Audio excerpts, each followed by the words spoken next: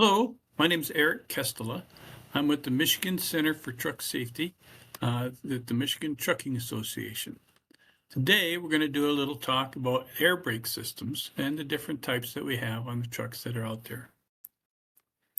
The Michigan Trucking Association, their mission is to serve interest of the commercial motor transportation through advocacy, education, training, networking, and public image building. The MTA is home to the MTA Center for Truck Safety and the Center for Decision Driving. It's only with the support of MTA members that these projects can continue to provide safety training and simulator or skid pad experiences for CDL drivers at little or no cost to Michigan trucking companies. So we're going to talk about the braking systems: S-cam brakes, wedge brakes, and disc brakes. These are the three types of systems that we currently have on our vehicles that are out there today. We'll talk a little bit about how each one works and their braking efficiencies and things that you can do when you do your vehicle inspections. So foundation brake types, we have an S-cam brake, which is a drum brake. We have wedge brakes, which is another drum brake. And you have disc brakes, which is has calipers and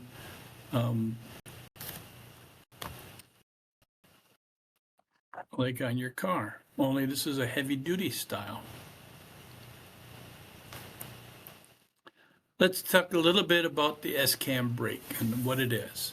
Okay, so on an S-cam brake, this is a drum brake. Okay, so you have a brake drum, you have brake linings, and we'll go down the system. There's an S-cam. This S-cam is what actually activates your brakes pressing against the drums. Now this S-cam is turned by your slack adjuster. It's like a giant lever. This giant lever is activated by a push rod coming out of the brake chamber. So the brake chamber fills up with air. This push rod pushes forward.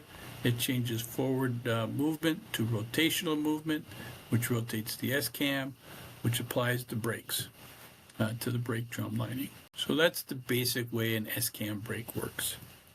Let's look at wedge brakes. Now wedge brakes, you have an air chamber and you have a push rod that comes out. On the end of a push rod, you have the wedge. Okay, right here you have a wedge. And this wedge comes out and it goes against these rollers. Okay. When the wedge comes out, it rolls on these rollers and it presses your brake shoes up and down that apply pressure onto your brake drum. Okay, so this is a little bit simpler version, okay, than an S-cam, not so many working parts. So air pressure applies, wedge comes out, applies pressure to the brake shoes, they press against the drum. Simple concept. Okay. The problem with these brakes is they're not as efficient as an S-cam brake. They don't apply as much pressure as an S-cam brake does. And the new version is the air disc brake. Okay. So on the air disc brakes, you have a rotor. Okay, right here. The rotor spins around on your axle. You have a brake caliper that sits over the rotor, and what happens is it's air pressure, so you have an air chamber that fills up with air and applies pressure to a lever inside here, and that lever puts pressure on the brake pads and the caliper, and the brake pads pinch against the rotor. Okay, and that's how a disc brake works.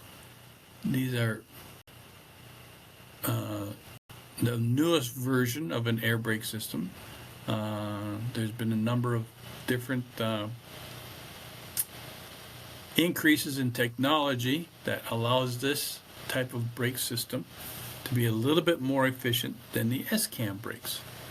And so let's take a look a little bit more about a wedge brake or a disc brake and how that all works out. Okay, we'll get into that a little bit later. So all brakes have a brake chamber. Okay, And these are the types of brake chambers, the sizes of the different brake chambers. Based on the diameter, outside diameter, will give you what size brake chamber you have. And then on an S-cam brake, you need to know how far that push rod comes out before you need to be readjusted, and that's what this column is, okay? And then we have what's called long stroke clamp type chambers, okay? And these ones have a little bit longer brake adjustment, so they travel a little bit farther, okay? So on an S-cam brake, let's look at how this actually works. So you got your brake chamber, you got a slack adjuster, and you have your push rod. So when your brake has no air pressure in here, this is pushed in, and then that's what we call our fully retracted brake, right to this button here, okay? So when you do drum contact using the lever, so the distance it travels out before it contacts the brake drum, that's called your free play. And then your brake application is when it hits the brake drum and the little bit more distance it travels before you get the full brake application on it. So here's how you measure your free stroke, okay? This will help determine how far this push rod comes out before it makes contact with the brake drum, okay? So if your brake stroke, your free play on your brake, on your push rod is greater than your adjustment limits, then you need to make some changes. You need to readjust or tighten up your slack adjuster so you have less free play, okay? So let's tell you how you do this. So we're going to put a mark on the push rod right at the base of your brake chamber, okay? And then we're going to measure how far this comes out. So with the brakes at 90 to 100 PSA, you need a full brake application. So you step on your brake, give it a full complete brake application. This forces your brake push rod to come out and applies your brakes, okay? Now you're going to measure from where this mark is to the base plate of your brake chamber, and that's called your push rod stroke, okay, from A to B. That's going to tell you whether or not you are in proper adjustment, okay?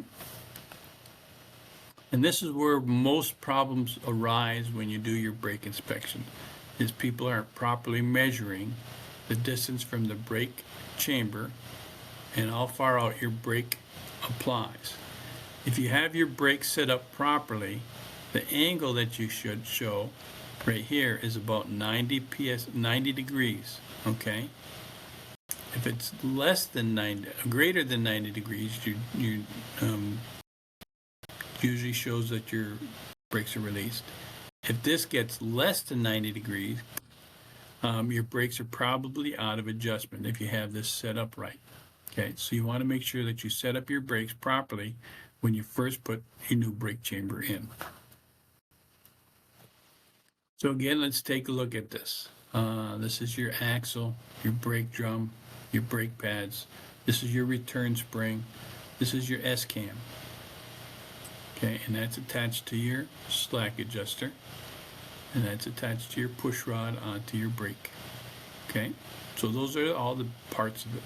So when you're inspecting your vehicle, you need to inspect all of these parts to make sure that they are working properly and they're in proper adjustment, and that way you know that your brakes are working properly.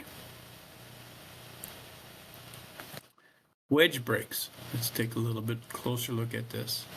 Okay, so you got a brake chamber. Now these brake chambers can be just a brake chamber, or you can have a secondary chamber back here for your spring brake, for your parking brake. Okay, so sometimes this has two. And you got a service brake and a parking brake on here. But these brake chambers are slack. These brake chambers are usually on the smaller side for wedge brakes because they don't have to travel as far like an S-cam brake does. So when they apply, it's going to apply the brake. that wedge is gonna push forward. It's gonna cause those shoes to come out. Now that when your brakes wear, when your linings start wearing down, there is an adjustment level or adjustment that you can do on this brake assembly to shorten that up. So there is an adjustment wheel to be able to adjust your wedge brakes. So this is your wedge actuated brake system. So the wedge applies, it goes in, presses against these wheels, forcing your brake drums, your brake pads against the drum.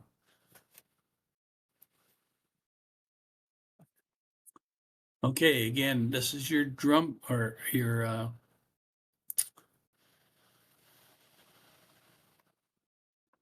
on your disc brakes. They call them discs because you're applying to this disc or the rotor. Okay, so you got a rotor, you got your brake pads. This is the caliper. These calipers ride on a guide pin that flows through on this side and this side. And the guide pin allows free play of the caliper to slide back and forth. So when you apply your brakes, air fills up in the chamber, it pushes your push rod out, it hits this lever, and that lever pushes against the caliper and presses against this brake pad, okay? And then the whole caliper slides over because you're pressing against the brake pad, and it causes the other brake pad to pull forward, okay? Thus pinching the rotor in the middle on the housing. Places that you want to inspect to make sure your guide pins are well lubed, okay? They have a cap on the end of these so that they stay clean in there. If any of that is missing, that could be a problem. It's difficult to check these type of disc brakes because the wheel covers a lot of this. So the best way to do this inspection is by taking the wheel off the truck. And that way you can inspect all of these internal parts a lot easier and be able to do a proper brake inspection. Okay, so it's a little bit more difficult to inspect, but these are a little bit more efficient. The brake pads last a little bit longer, so you got a little bit less expense, but this whole setup is way more expensive than it is for an S-cam brake. So let's look at the flow chart here. So the pneumatic brake chamber forces the push rod against the lever force. Right here, here's the lever, okay? That's going to push forward. The eccentric lever multiplies the force and applies force to the beam, okay? The beam transmits force to a pair of threaded tubes and tappets. The dual tappets spread the force evenly across the surface of the inner brake pad, right here, okay? The sliding caliper distributes force equally between the inboard and outboard brake friction pads. These special brake pads are made of carefully selected blend of materials for high stopping power and long life that applies forces to the rotor, okay? Heavy-duty ventilated rotor is specifically designed to minimize heat distortion and optimize thermal stress endurance. As the pads grip the rotor, the vehicle decelerates. There are wear sensors that provide a continuous voltage signal that indicates pad and rotor condition. So there's sensors in here that help you monitor that electronically. So when we do our inspections, it's pretty much the same procedure we're going to use depending, it doesn't matter what type of brake systems we have at the wheel. Our inspection is going to be pretty much the same when you inspect your brakes, okay? So there's a cab engine checks. So you're going to start it up, charge your system, watch your system pressurize. You're going to watch your pressure gauges, okay? You watch the low air warning go off. There should be a low air warning light or buzzer, and that's going to go off. You're going to listen for the governor for the air compressor to stop. It's going to cut off. You're going to have a blast of air. With the brakes, parking brake on, you want to step on your brakes and listen for air leaks, okay? Then you're going to release your parking brakes and do another brake application and listen for air leaks again. Okay, so you have two separate lines. You got one for parking brake, you got one for service brake. So you got to do that procedure twice. Then you're going to pump your brakes down until your lower warning light comes on, and you should know when it comes on at about 60 psi or half the governor cutoff pressure. You pump your brakes until your parking brake self-applies, and you let your air system refill. Okay, so those are your cabin and start checks. That'll help you make sure that the monitoring system in the cab of your truck is working properly. Then you're going to inspect the area between your cab and trailer. You're going to inspect the air lines for chafing, cracked, or kinked lines. Check the glad hands for leaks. So where the air lines hook onto your trailer, you're going to check those to make sure they're in good shape and they're not leaking. With the parking brakes released and your wheels chocked, you're going to remove the red glad hand, which is the parking side of the air system. Now we're going to warn you, you're going to get a big blast of air because there's a lot of air pressure in there holding your spring brakes on. You're going to take that glad hand off and set it on the deck of your tractor. Allow that air to leak out. The parking brakes should apply around 20 psi. Okay. And what you're doing is you're checking the tractor protection valve. So if there is a trailer separation, the tractor protection valve is there to prevent all the air from leaking out of your system and causing the tractor to lock up.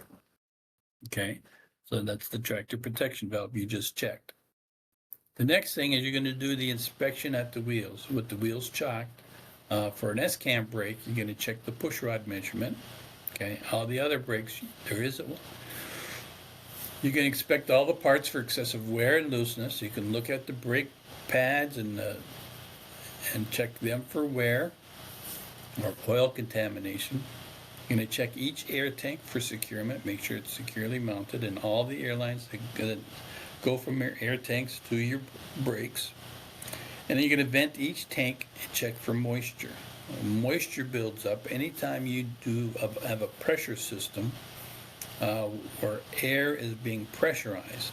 When the air gets pressurized, it tends to cause moisture to build up. Now, a lot of trucks have air dryers, so that air dryer is where your moisture gets collected. But if that air dryer becomes contaminated, full of oil or whatever, you can't get air. That moisture will get leaked back into your tanks. So if you drain your tanks from time to time or each day to make sure that there's no moisture in them, that helps prevent, in cold weather, freeze up when your brakes are applying. Okay. So you want to make sure you check your air tanks for securement and then vent each tank to make sure the moisture that's in the tank is removed. Congratulations, your braking system is working. Now, did we cover everything that you need to know about brakes? No, we covered just the basics, okay? We explained a little bit how each parking brake or how each braking system works. Now, there is a parking brake component to this system. There's something called brake balancing to make sure the brakes all apply at the same time. And then you have your ABS braking system, okay? But all this is for another time. If I tried to do it all on one video, it would take too long. Which system is the best? Well, each system has their pros and cons. Wedge brakes are the oldest version of the air brakes and are not common on large vehicles. They are less efficient than the other two. The S-cam brake is most widely used and easy to maintain and inspect, and is more common on heavy-use vehicles. And disc brakes are the newest air brake design. They're becoming more and more popular. They need less monitoring. They go farther between inspections. To do a good inspection, though, you need to take the wheels off the truck in order to inspect a disc brake system, to do quick inspections of those parts, because you can't see them. They're all covered by the wheel. So that's the disadvantage. One of the disadvantages of disc brakes. They're difficult to inspect unless you take the wheel off. then it makes it a little bit easier to inspect those parts. Okay. Any questions? If you have questions, you can contact the Center for Truck Safety. We'll be more than happy to answer your questions as best we can. This material was developed through a project funded by the Michigan Truck Safety Fund. For more information on safety training or general commercial vehicle regulations, you can question and have questions, visit our website or call the MTA Center for Truck Safety at 800 MTA 4 MTA option number 1. Now we have 2 offices, one's in Lansing, the other one's in Escanaba. Thank you for watching today. I hope this answered some questions about the different types of braking systems that we have on commercial vehicles. I hope this makes your company a little bit safer and helps answer some of your questions. Have a great day.